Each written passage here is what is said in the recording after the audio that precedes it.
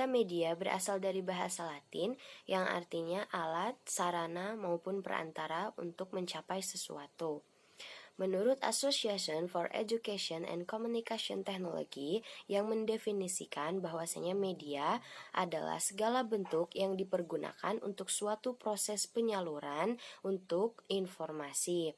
Nah, dapat ditarik kesimpulan bahwasanya media merupakan sesuatu yang bersifat menyalurkan pesan dan dapat merangsang pikiran, perasaan, maupun kemauan siswa sehingga dapat terjadi proses belajar pada dirinya.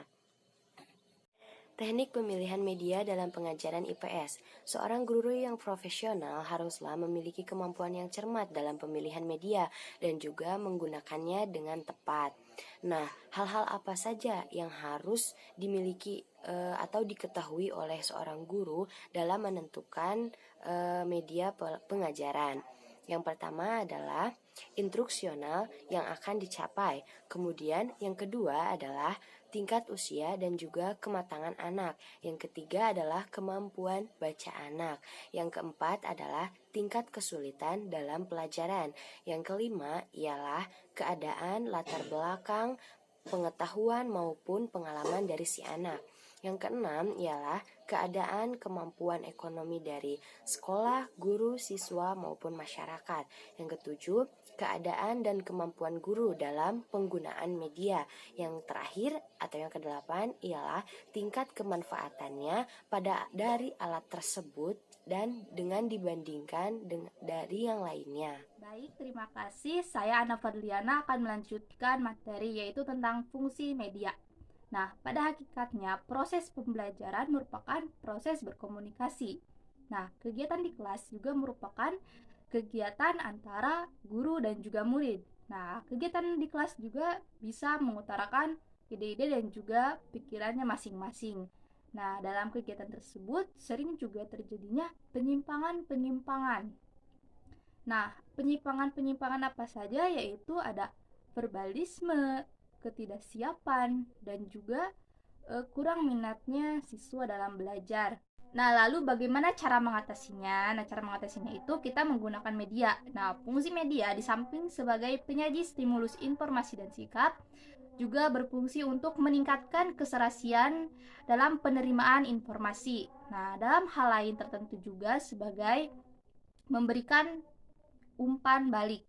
Nah, seiring berjalannya waktu, dahulu media itu hanya dipakai jika dibutuhkan, eh, hanya menjadi alat bantu atau menjadi selingan. Nah, melainkan media sekarang ini menjadi komponen utama dalam proses pembelajaran sesuai dengan instruksional. Nah, maka media itu harus dipersiapkan secara matang, harus dipilih, harus dirancang, harus sesuai dengan instruksional yang akan dituju. Nah, penggunaan media dalam proses pembelajaran menurut Basyaruddin Usman dan Asnawir memiliki nilai-nilai praktis. Nah, yang pertama yaitu media dapat mengatasi berbagai keterbatasan pengalaman yang dimiliki siswa. Pengalaman masing-masing individu sangat beragam. Nah, misalnya dua siswa yang berasal dari dua lingkungan keluarga dan masyarakat yang berbeda akan menentukan pengalaman yang berbeda pula. Nah, yang kedua yaitu media dapat mengatasi ruang kelas. Nah, di dalam kelas banyak hal yang sulit untuk dialami langsung oleh siswa. Misalnya, objek yang terlalu besar atau terlalu kecil, gerakan-gerakan yang terlalu cepat atau terlalu lambat, dan hal-hal yang terlalu kompleks. Semuanya dapat diperjelas dengan menggunakan media. Nah, lalu yang ketiga yaitu media memungkinkan adanya interaksi langsung antara siswa dengan lingkungan. Misalnya, siswa dapat mengidentifikasi, mengamati lingkungan secara langsung, baik gejala fisik dan masalah-masalah sosial di masyarakat. Yang keempat yaitu media menghasilkan keseragaman pengamatan. Pengamatan yang dilakukan siswa secara bersama-sama dapat diarahkan kepada hal-hal penting sesuai tujuan yang ingin dicapai. Lalu yang kelima, media dapat menanamkan konsep dasar yang benar, konkret dan realistis, penggunaan media gambar, film, model, grafik, atau benda asli. Lalu yang keenam, media dapat membangkitkan keinginan dan minat yang baru. Nah, dengan menggunakan media, pengalaman anak akan semakin luas, persepsi semakin tajam, pemahaman konsep-konsep semakin lengkap, sehingga menambah rasa ingin tahu siswa dan menimbulkan minat yang baru. Lalu yang terakhir yaitu media dapat membangkitkan motivasi dan merangsang siswa untuk belajar. Nah, pemasangan gambar untuk belajar siswa, misalnya gambar diwarnai di papan tulis, mendengarkan siaran radio, pemutaran film, semuanya itu dapat menimbulkan rangsangan untuk belajar Terima lebih kasih lanjut. sebelumnya. Pada kesempatan kali ini saya akan menjelaskan tentang jenis dari media pembelajaran IPS. Nah, ada beberapa macam dari jenis media pembelajaran IPS, yaitu yang pertama itu ada media yang tidak diproyeksikan, kemudian yang kedua ada media yang diproyeksikan, dan yang ketiga ada media audio, dan yang keempat ada sistem multimedia. Mari kita kupas satu persatu, dimulai dengan media yang tidak diproyeksikan. Nah, apa itu media yang tidak diproyeksikan? Media ini adalah media yang tidak butuh proyektor atau alat proyeksi dalam menggunakannya. Jadi bisa dilihat secara langsung tanpa menggunakan alat bantu tersebut, seperti itu. Nah, untuk media yang tidak diproyeksikan sendiri itu terbagi lagi menjadi 3 jenis atau 3 bagian. Yang pertama itu ada gambar diam atau still picture, kemudian yang kedua itu ada bahan-bahan grafis, dan yang ketiga itu ada model dan realita. Yang pertama itu ada gambar diam atau still picture. Gambar diam adalah gambar fotografik atau menyerupai fotografik yang menggambarkan lokasi ataupun menggambarkan tempat, benda-benda, serta objek-objek tertentu. Yang semisalnya itu ada gunung, pegunungan, lereng, kemudian ada lembah, dan juga benda-benda bersejarah lainnya, seperti itu. Kemudian yang kedua ada bahan-bahan grafis atau grafik material. Bahan grafis adalah bahan-bahan yang non-fotografik dan bersifat 2 dimensi, yang dirancang untuk mengkomunikasikan suatu pesan kepada siswa atau audiens.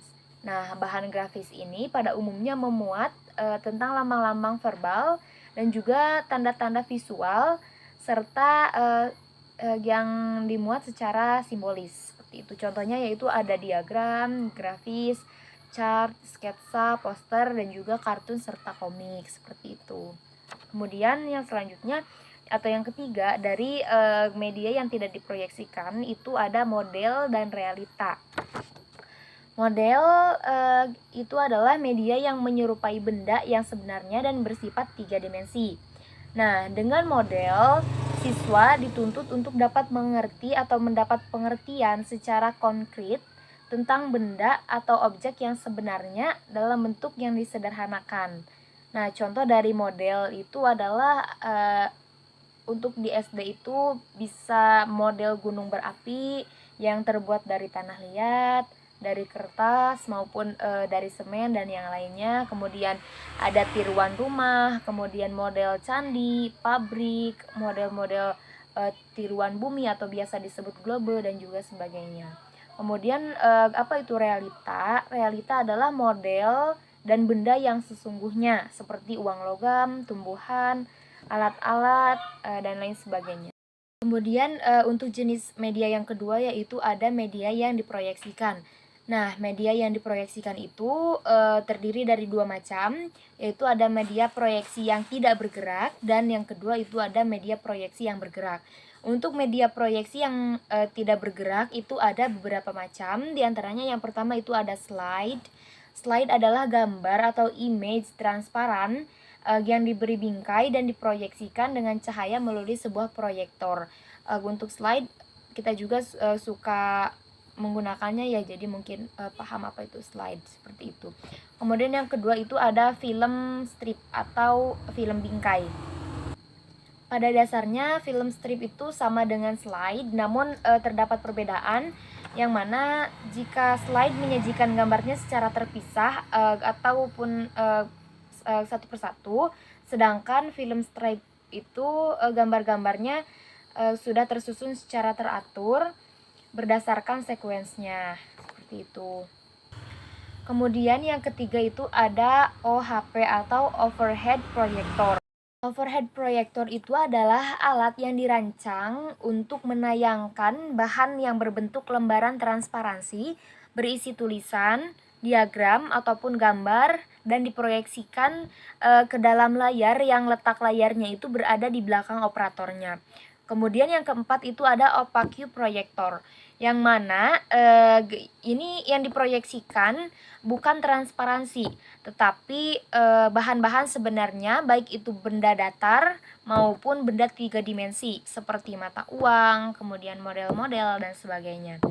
Kemudian yang terakhir, yang kelima itu ada mikroproyektor. Alat ini berguna untuk memproyeksikan benda-benda yang terlalu kecil, biasanya benda-benda yang diamati dengan mikroskop, sehingga dapat diamati juga secara jelas oleh seluruh siswa, seperti itu. Kemudian yang ketiga itu ada televisi. Nah, sebagai media pendidikan, televisi juga mempunyai beberapa keunggulan ataupun kelebihan. Di antaranya yaitu menarik, kemudian up to date, sifatnya itu jelas dan nyata. Kemudian melalui televisi juga mahasiswa itu dapat mengetahui kejadian-kejadian yang mutakhir. Kemudian mereka dapat mengadakan kontak langsung dengan tokoh-tokoh penting, serta mereka bisa mengungkapkan pendapat mereka berdasarkan apa yang mereka lihat dan juga mereka dengar dari televisi. Kemudian yang selanjutnya atau yang keempat itu ada VTR atau video tape recorder, yang mana walaupun sebagian dari fungsi film dapat digantikan oleh VTR, namun tidak berarti bahwa VTR itu dapat menggantikan atau akan menggantikan film, karena pada dasarnya masing-masing dari itu mempunyai karakteristik tersendiri, sehingga kegunaannya juga itu berbeda. Kemudian untuk jenis yang ketiga dari media pembelajaran IPS itu ada media audio. Media audio adalah berbagai bentuk perekaman atau transmisi suara, baik itu suara manusia maupun suara yang lainnya, yang digunakan untuk proses pembelajaran. Untuk yang keempat dari jenis media itu ada sistem multimedia. Apa itu sistem multimedia? Sistem multimedia adalah gabungan dari beberapa jenis media yang disatukan untuk proses pembelajaran. Nah, biasanya masing-masing dari media itu bersifat saling melengkapi atau membentuk suatu kesatuan, sehingga untuk proses pembelajaran itu bisa berlangsung dalam satu jalur, seperti itu. Terima kasih. Itulah beberapa jenis media yang telah saya paparkan atau jelaskan. Mungkin jika Anda belum paham ataupun belum mengerti dan belum puas mengenai penjelasan dari saya, bisa Anda buka sendiri internet untuk mengetahui secara lebih rinci dan juga lebih luas mengenai berbagai jenis media pembelajaran IPS.